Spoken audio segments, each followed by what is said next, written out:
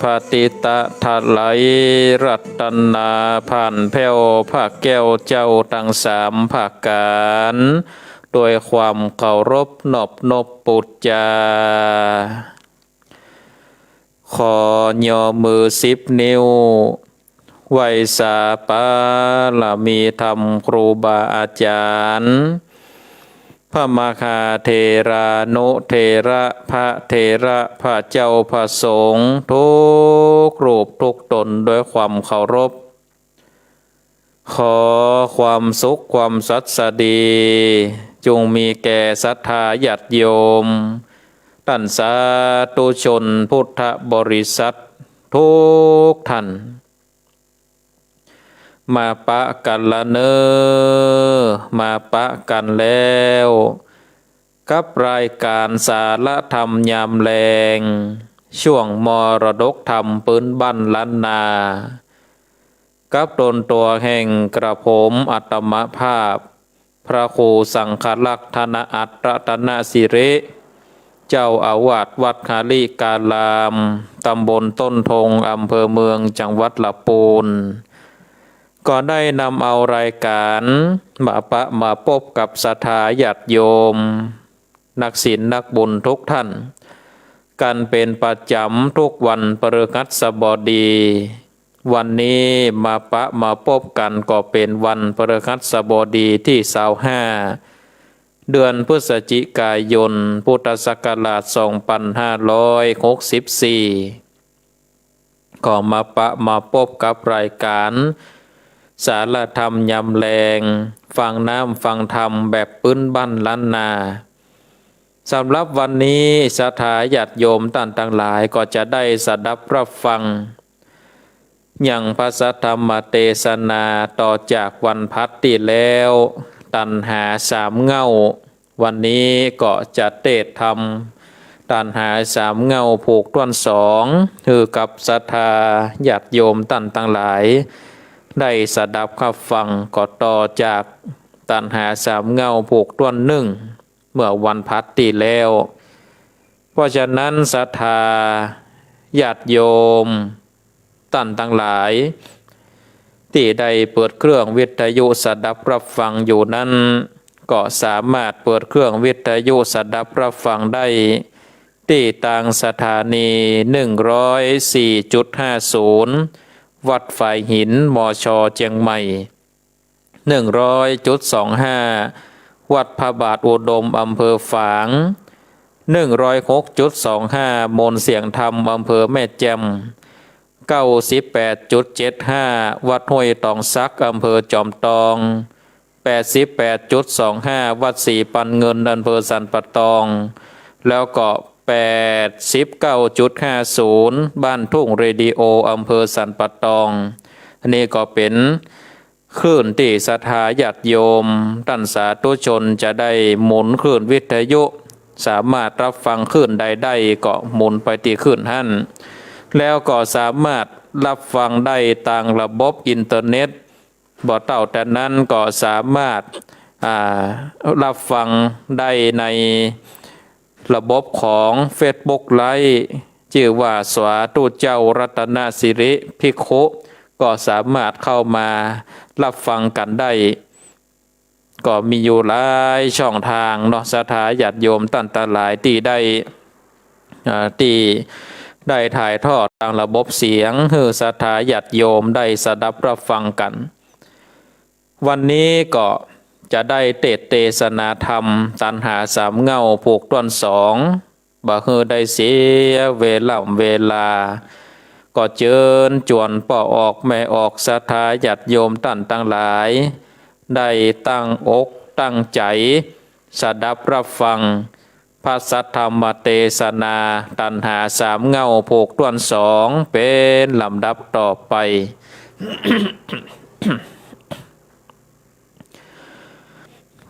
นะโม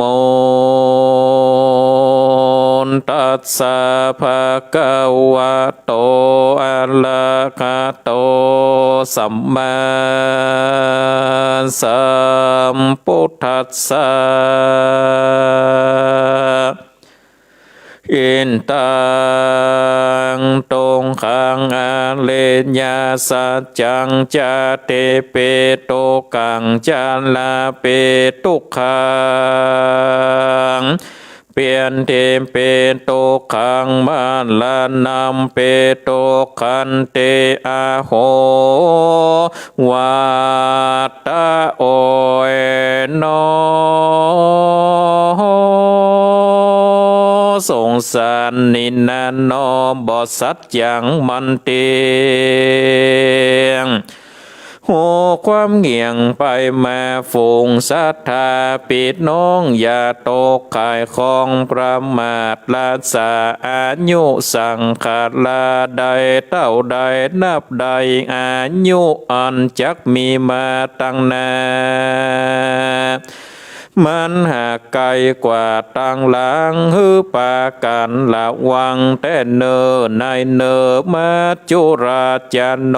อันว่ามาจุราชมันจังมาโลญาตชีวิตกาดกาไปมันบ่สมใจสร้างสักสิ่งคือหูมวยมิงบอนหลันนางอานิจจังบ่มันเตียงตุกขังหูความเงียงบ่ทนทานอานัตตาหาแก่นสารบ่ได้ตกต่ำไตสู่ความตายมันละนางอันว่าความตายเน้นนาโนมีหลายแบบบ่าวพ่องก็ตา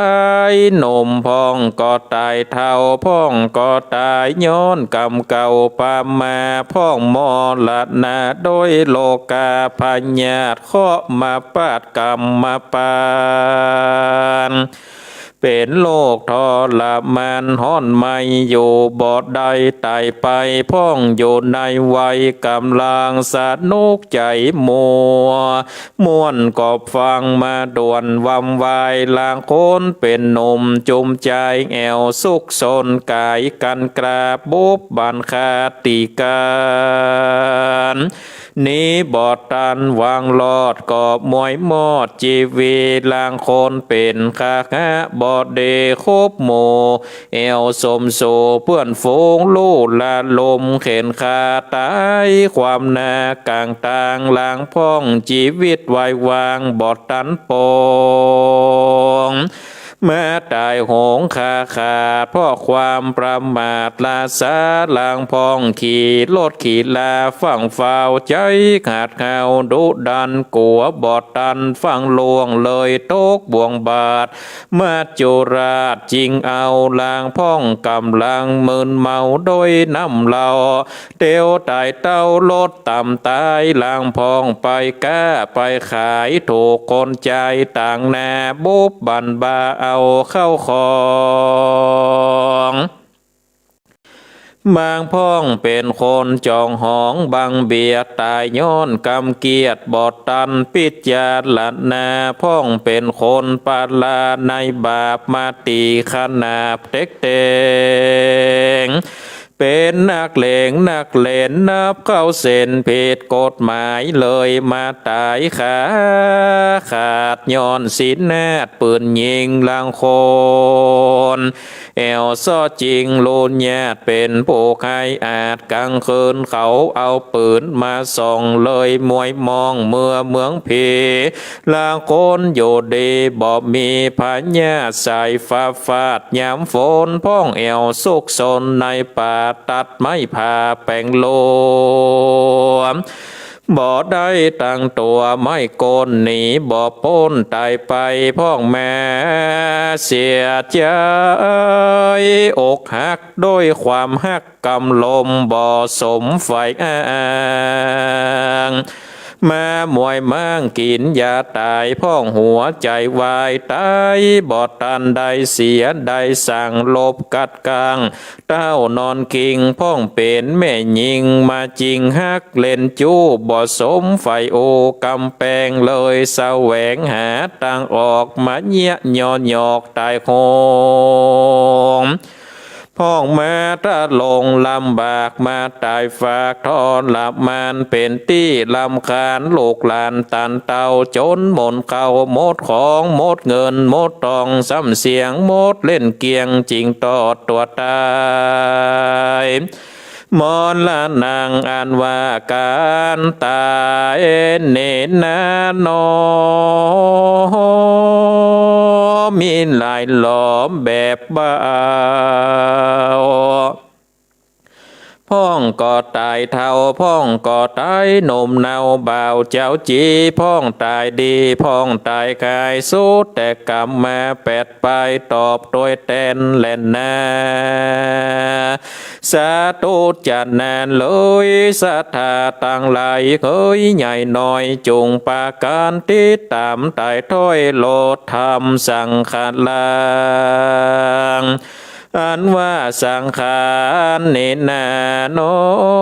มันบ่สัจจังเตียงมันย่อมมาสุดกันติขันตติดนั่นคือปัจจาเด่นดงเป็นแดนปวดโป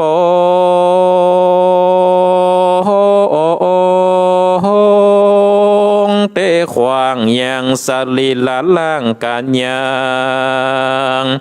ห่างบ่อฝังจากเผาจีไม่ตกต่ำไตปัทวีกอดยักมีแต่บ่สงสัยจะแล่นนามาเป็นตุกขาตกลำบากตกปาดภาคสิ่งอันเป็นติหักเสมอใจก็มาลากันไปลุ่มลาเต้ากลมหน้าหนอเดียวได้มาตายปาดภาคตังปีน้องหากวงศาตายละพิตามันดาพ่อแม่เจ้า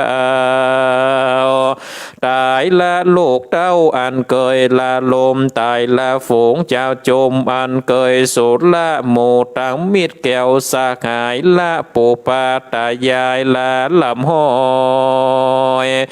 ตั้งเลนหลานน้อยน้อย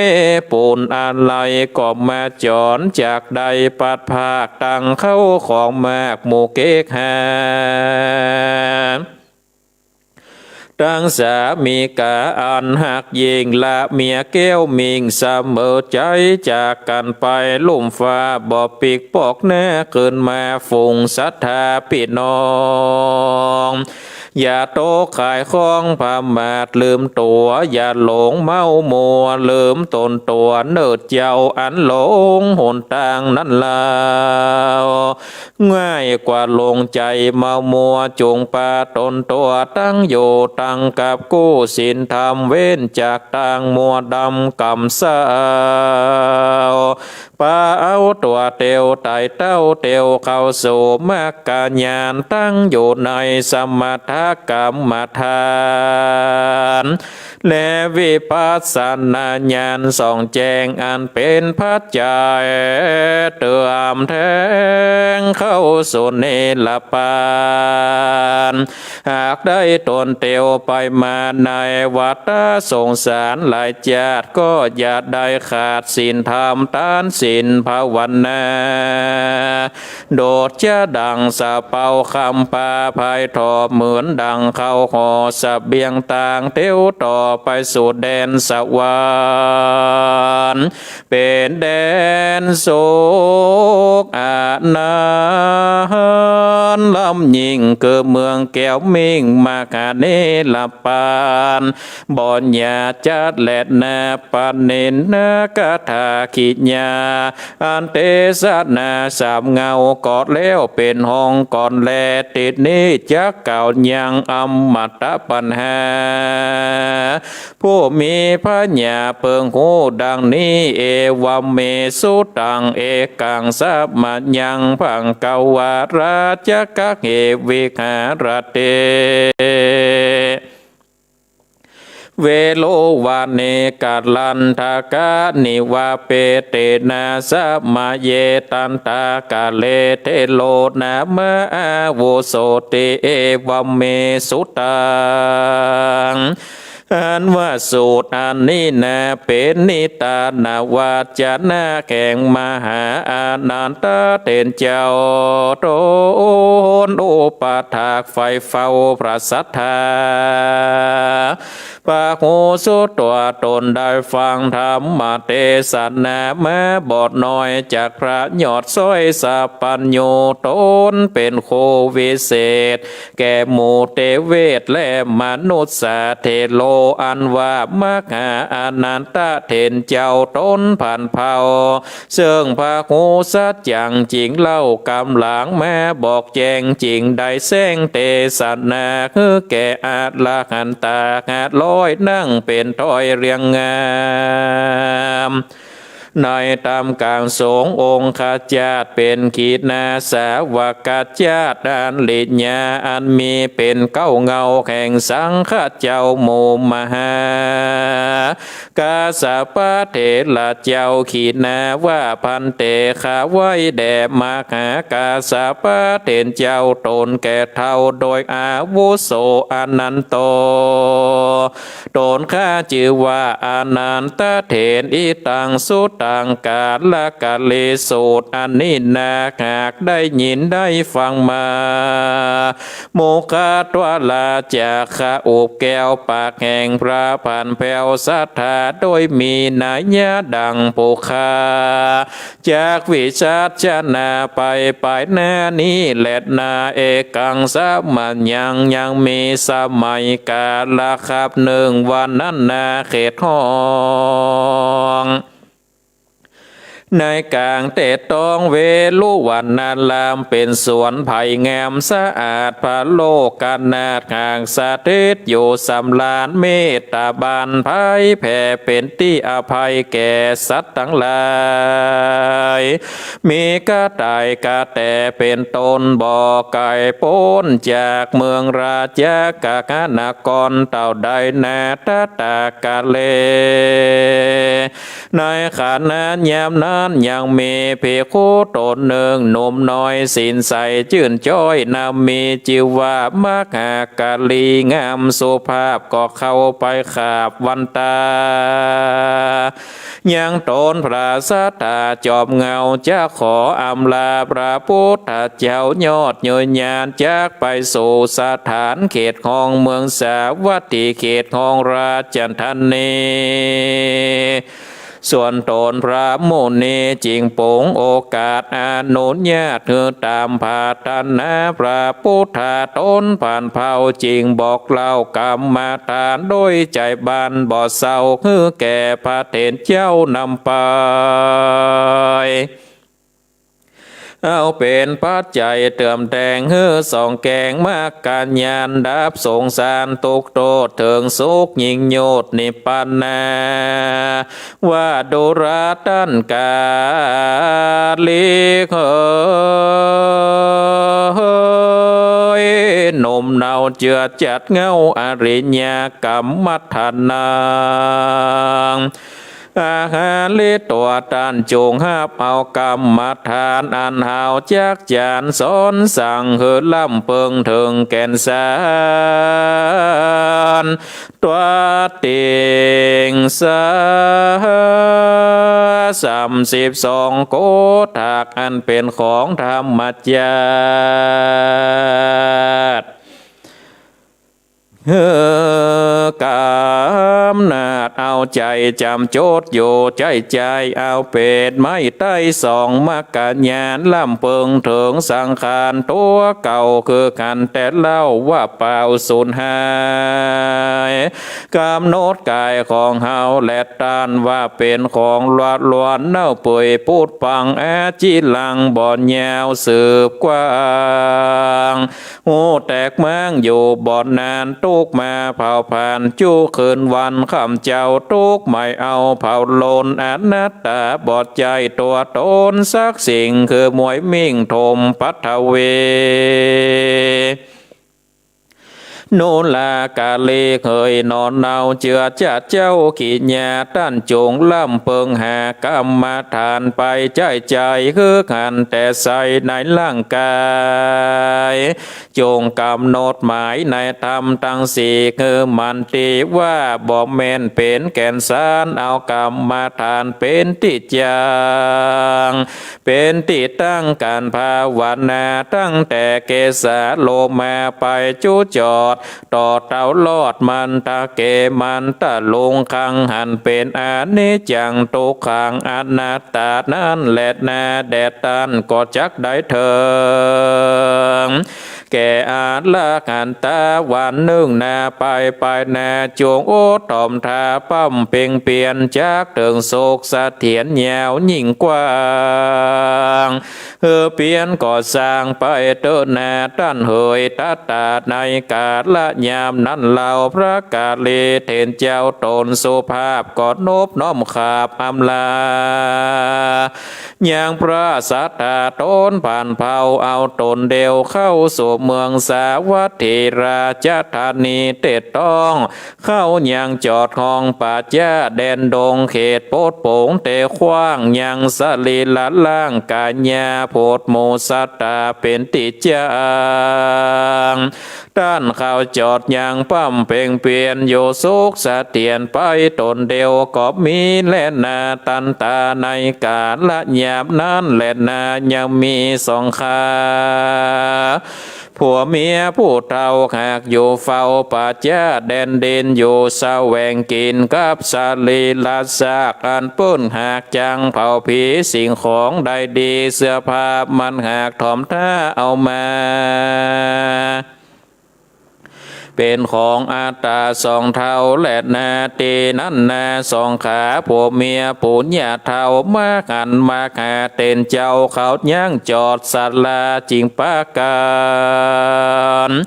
ปล่อยไว้สาธามเหตุวัดตันเจ้าเข้ามาสู่เขตป่าจ้าผีตายมีใจไม่สันได้แดดหรือว่ามาภายแผ่เมตตาปั้มเป่งภาวนาภาโพดยังสัตว์ต้องโทษเป็นเพศเป็นเพสองข้ายินดีบอดน้อยขอต้านกล่าวต้อยกำงามตอบคำถามแห่งตุคา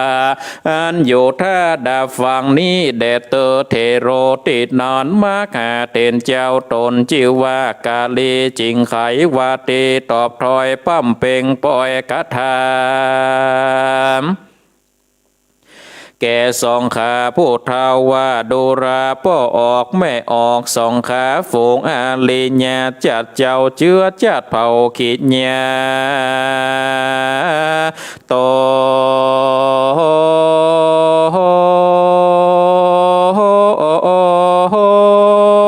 เป็นลูกศิษย์ปัสสัทธาเป็นเจ้าปฏิบัติกองเก่าบ่ย้อนยานบ่ไม่ผ่อนยังกรรมฐานฮือปัญญาญาณส่องแจงหูกองแห่งสภาวธรรมปฏิบัติกรรมอันจอบประกอบโดยกองวัดปังสุกลเพื่อเป็นกุลไปนาหรือเอาผ้าเป็นอารมณ์ตามวินัยนิยมแบบเบาอันพระพุทธเจ้าหากสอนมาโดยเหตุนี้นาตัวข้า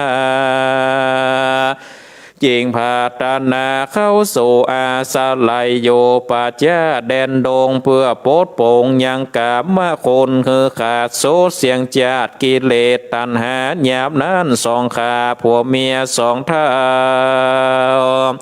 จิงกล่าวกรรมตอบถอยว่าสองขามอนน้อยหากยินดีอันต้านพาตานาเดไข่อยู่ได้มาสู่ศาลากลางปัจจาสุสานดูม่อนคาหากลัวเป็นภัยย้อนอยู่ไกลเจ้าบ้านอันตรายมีจุดานแหลกแห่งโหนทั้งหมู่โจรโลญญาติคนปาลาบาปมีหลายคนมีกายบ่สะอาดกว่าเขามาตื่นญาติบ่ดีงาม เป็นที่กว่าคำแต่ใจขอท่านอย่าอยู่ไกลตัดตินี้แด่เตอในยะนึงและนาโมเสนาและเสวกะอามาตย์ฝูงมีอำนาจครับอาจญามา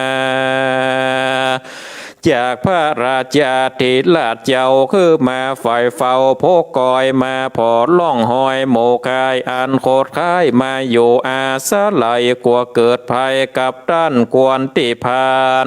กลางค่ำกลางคืนกลัวตังปืนและศีลนาดมาปากป่าถูกตนตัวมาปูนเดกลัวเดญานด้านกวนไปบอกฮื้อในบ้านเขาได้งูและเต็มใจและนาตีนานมากเต็นเจ้าต้นหนุ่มนาวเจือจาดอลิญญายิ่งมีวาจาตอบถอยเป็นกรรมเจิญจ้อยปิญญาว่าดุราโอปาสกาโอปาสิกาผู้เฒ่าเฮายินดีแต่เราอันตันหาคุณนาเฮาบ่มีสั่งมาคือเขาลุญาติมีแต่บาทกับพระติดตั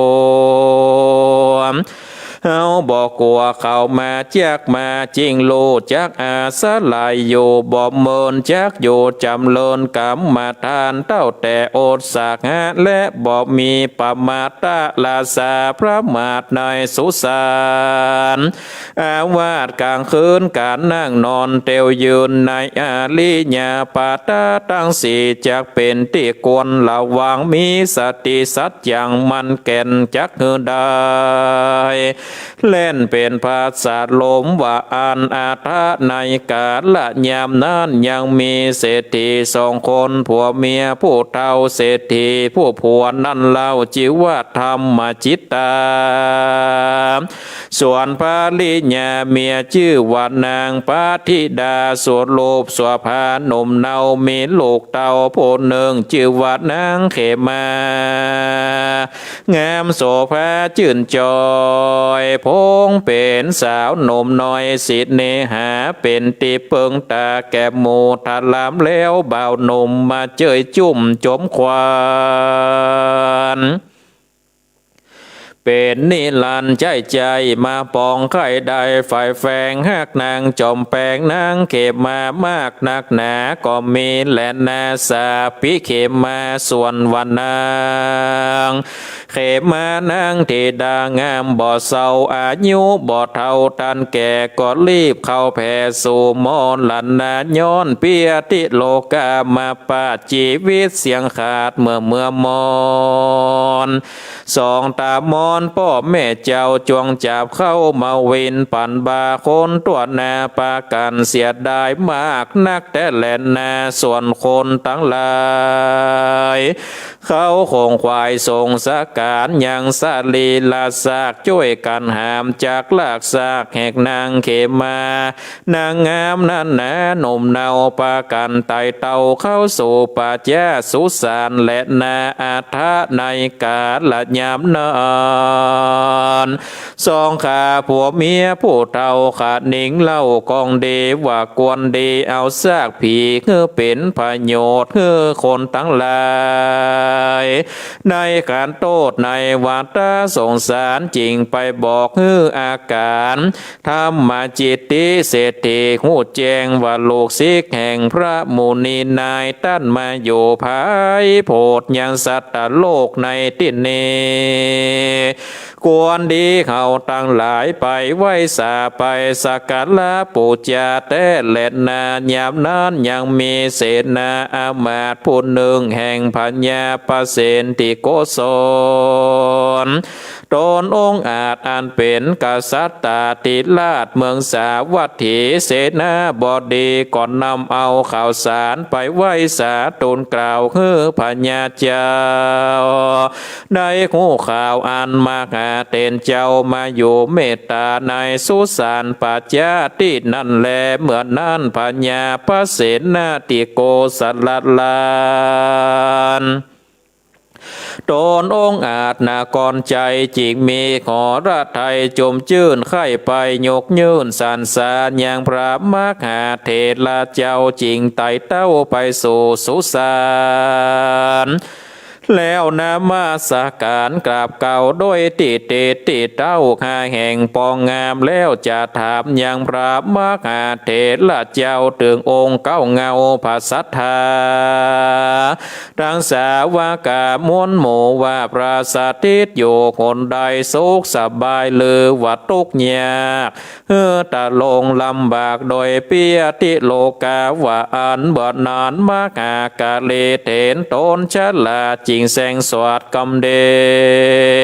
ไข่กำดีแก่พญาเจ้าบอกเล่าเก้าไข่ขีดยาแห่งพระสัทธาพระพุทธเจ้าโจภาการแล้วแจ้งอาการบอกเล่าแก่พญาเจ้าลาจาว่าขอนผีนางเขบมากวนดีเอาไว้ก่อนในโลงบากวนปนป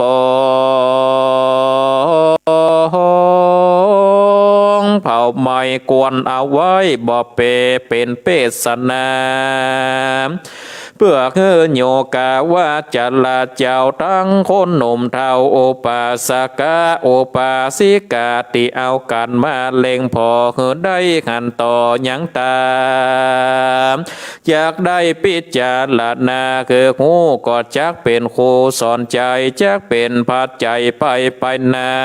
โอสาหะถ้าฟังไปดังเฮาจะไข่เตื่อมแจงคือหูตัวแห่งเปสนา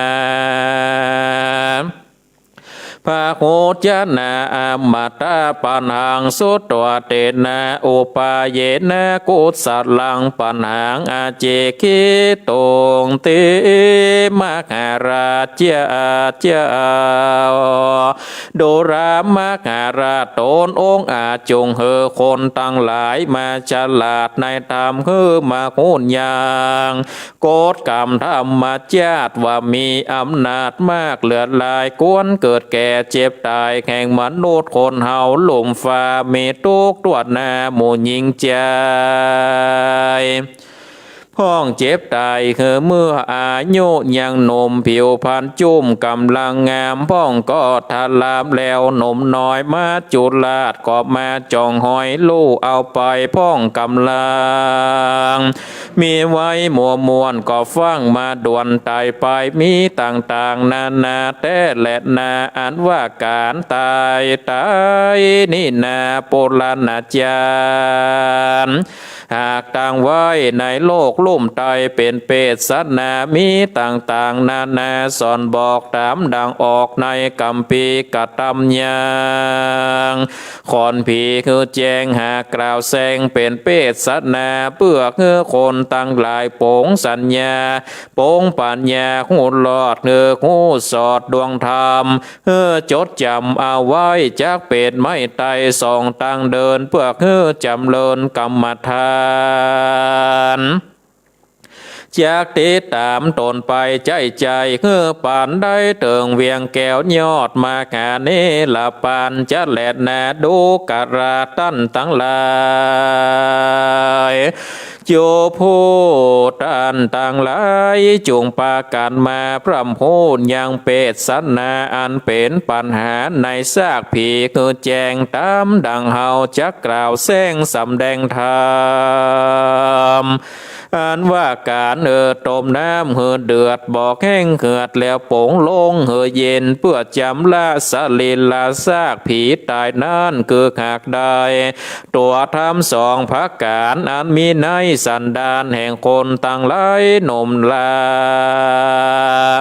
คนตัวแน่โจภาการโจค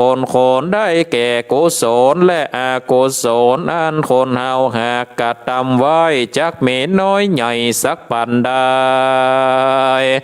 ก็ย่อมเป็นภาจัยสร้างก่อติดตัวต่อตามต้นหากเป็นกุศลกองดีที่กระทำไว้ก็จักได้ติดเตรียมตนไปใจ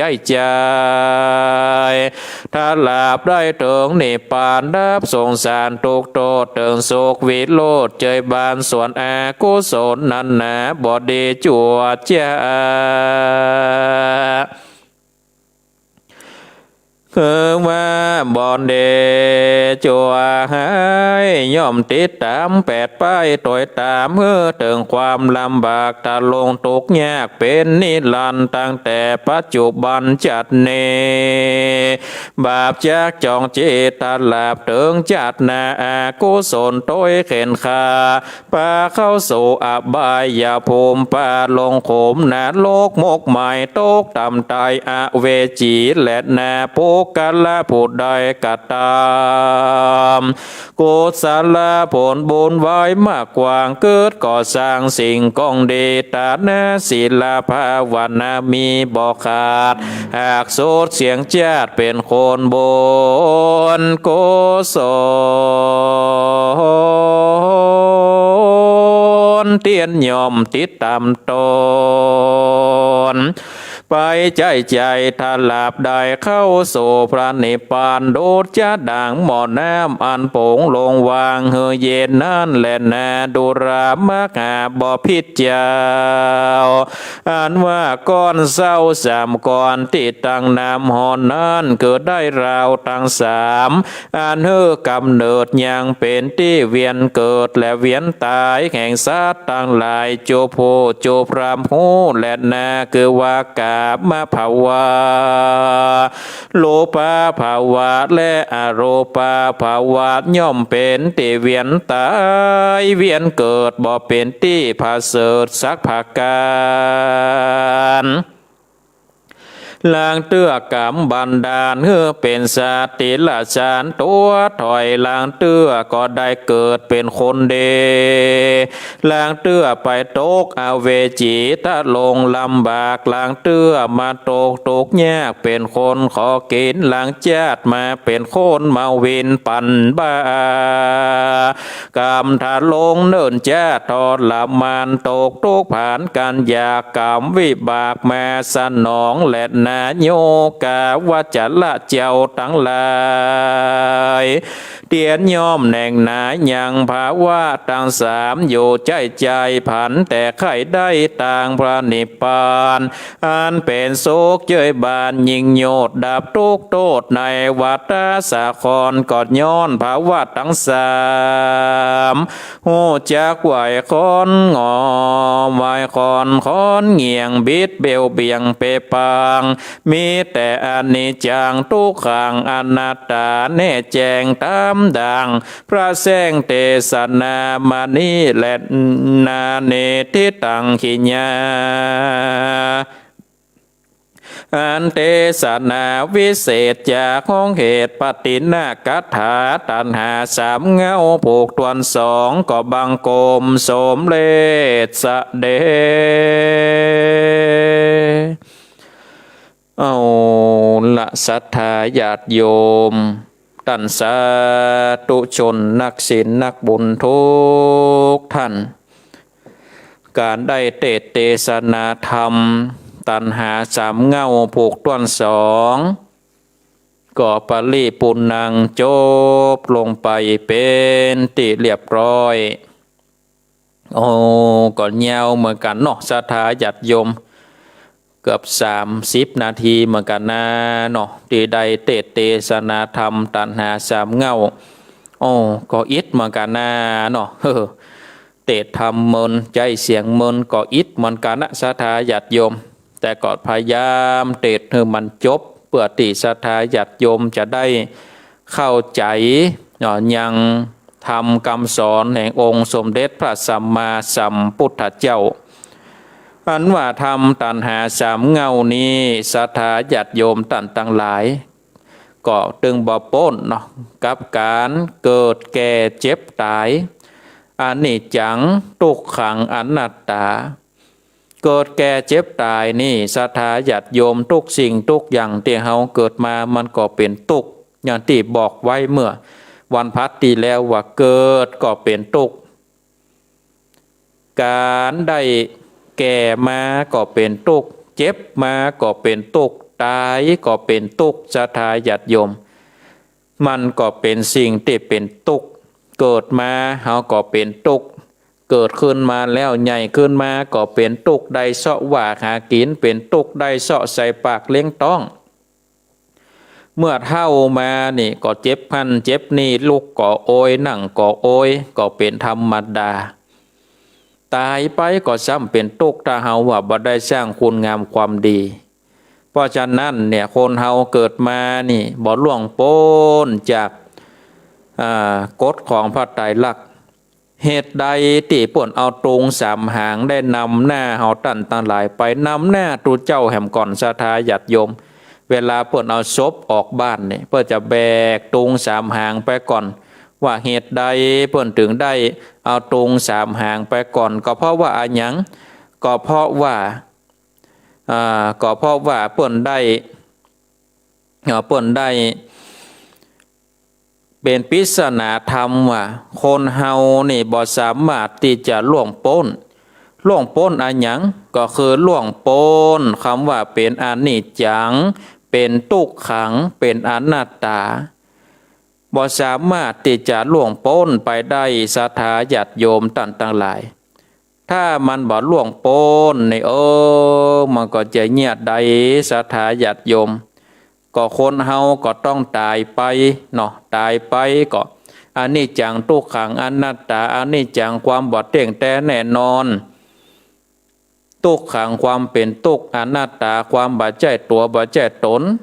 คนที่ตอยหลังตรงสามหางบ่มีภัยจะล่วงพ้นสามสิ่งนี้ได้นอกจากเป็นพระอริยเจ้าเป็นพระอรหันตาต้องอันน่ะที่จะบ่ต้องปีกมาเกิดบ่ต้องปีกมาเป็นทุกข์และศรัทธาญาติโยมเพราะฉะนั้นนี่เมื่อเฮาได้เข้าใจว่าตัณหาสามเงาอย่างอันนี้จังทุกขังอนัตตาเนี่ย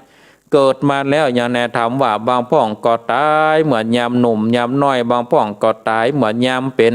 ละอ่อนบางพ่องก็ตายเหมือนยามเข้าชะแลแก่ชราบางพ่องก็ตายยามบัดตันเท่าตันแก่อันนี้มันก็ความเป็นทุกข์ในศรัทธาญาติโยมต่างหลายอันนี้พ่อก็ได้กล่าวถึงตัณหาสามเงาเนาะจะอู้ไปยาวไปนักเกาะศรัทธาญาติโยมก็เวลาก่อนไล่หลังมานี่ติ๊กเนาะเพราะฉะนั้นอาตมาภาพก็จะเปิดสายเนาะจะเปิดสายเช็คผลการนับฟังให้กับศรัทธาญาติโยมได้โทรมาแจ้งผลการนับฟังโทรมาโทรมาจ่าที่เบอร์โทรศัพท์0865878177อ้าวมีอยู่ทางใดก็โทรมาได้เนอะศรัทธาญาติโยมโทรมาได้เลย0865878177อ้าวมีทางใดก็โทรมาได้เนอะศรัทธาญาติโยมโทรมาได้เลยจะเช็คผลการรับฟังว่าอยู่ทางใดเนาะชัดเจนดีก็ศรัทธาก็โทรมาได้เนอะเจริญพรเจ้าแกเวสาเนอะท่านพระครูแม่สุเกี้ยวศิลพรสิทธิ์เตี้ยมันโฮงตะปูนเด้อชัดเจนดีเด้อทุกคน98.75 แมลงเนี่ยชัดเจนดีเนาะสาธุโมทนาวันมันหมอพอดวันนี้ชัดเจนดีวันนี้ชัดเจนสาธุเนอะเจ้าฟังจะเมื่อ3 โมงตะกี้กับเจ้าสาธุบุญฮักษาติดตามตลอดเด้อสาธุเจ้าเด้อฮับสายต่อไปเจริญปน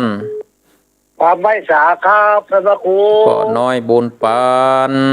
ครับเสาหินเมืองปางชัดเจนดีมันถึงบ่เหลือสักคนนะพระครูน่ากะตายหมดเนาะว่าเท่าว่าแก่ว่าลุงในงามสวยมากได้ก็ถึงตายหมดนะน่ากะยังนางอันตะกี้น่ากะนางเขมาในธรรมน่ากะเนาะครับผมท่านพระครูจะได้มาลอนจัง4 2 เมืองก่อนครับเดี๋ยวพอตารางปฏิบัติธรรมของมจรแถมกัมเนาะว่าอันมาจะตรงกันว่าแล้วจะได้คู่กับวันจันทร์ว่าใครจะมาอยู่ใครจะเทศวันใดมันว่าก็นั่นอากาศเนาะครับผมสาธุโมทนาขอบคุณสาธุครูเนอะเป็นกำลังใจให้ครูเนอะบุญฮักษาครับผมฮับสายเจริญปน พระเจ้าท่านพระครูแม่อุ้ยอินอยู่แม่จับเสมอฟังอยู่นะเจ้า เอาชัดเจนดีเนาะ เจ้าชัดเจนเมื่อวันพุธเนี่ยบัดไ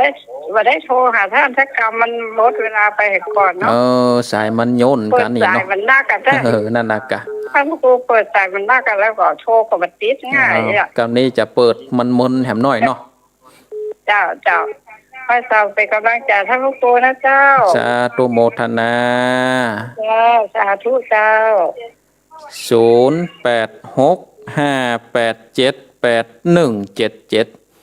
0865878177อ้าวโทรมาได้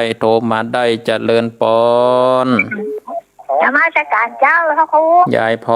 พรชัดเจนดีก่อ ชัดเจนจะดีอ่ะมันมืดมันเบิดมืดอย่าง นั่น นั้ น่ะกะโอ้บรรยากาศฟังธรรมม่วนลูกมันบ่ฮ้อนเนาะ เด็ดกับบาเด็ดอ่ะ บรรยากาศฟังธรรมหมดหลวงมันบอก ฟังแต่เจ้าละกะ เจ้าว่าฟังมาก็เดินวิชิวอ่ะฟังดังดับเนี่ย มาไข่เปลี่ยนใหม่กะ เดินเนี่ยดีอ่ะ ดีแล้วเนาะ เจ้า สาธุโมทนา เจ้ามาจักการเจ้า บุญรักษา เจ้า ฮับสายต่อไปเจริญปอน จากว่าเจ้าท่านพระครู จากตังใด ท่านตับเต่าเจ้า ข้ามตับเต่าชัยประกัน เจ้าว่าแม่เจ้าขอโทรหาบัดนี้จักการ มันบดเวลาไปก่อนเนาะ เจ้า สาธุโมทนาเนอ สาธุ0865878177เจริญปอน ฮัลโหล ติดแล้ว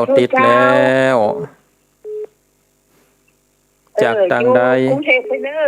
อก รุงเทพปูก่อนกะ เจ้าอยู่กรุงเทพเพื่อฟังอยู่เป็นประจำฟังอยู่ตลอดเจ้า อันนี้ไก่แล้วเปิ่นนี่เนาะ เมื่อก่อนอยู่เมืองน่านกูเตือนอยู่เมืองน่านกำลังเข้ามากรุงเทพตอนออกพรรษานี่เจ้า ฟังทางอินเทอร์เน็ตเนาะ เจ้าทางอินเทอร์เน็ต ชัดเจนดีเนาะ ทั้งทุกลูกทุกองค์ทุกตุน สาธุอินเทอร์เน็ตก็ชัดเจน เจ้า สาธุโมทนาเนอ เจ้า วันนี้จากเมืองน่านแล้วก็โทรจากกรุงเทพเนาะเอาเจริญปอน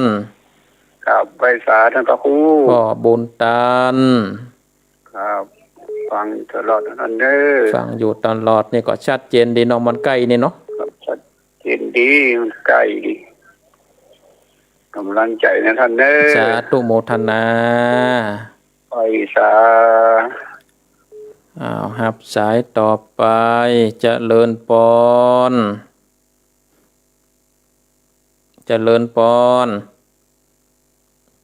ดักปิ้งขอหยัดตัดสายก่อน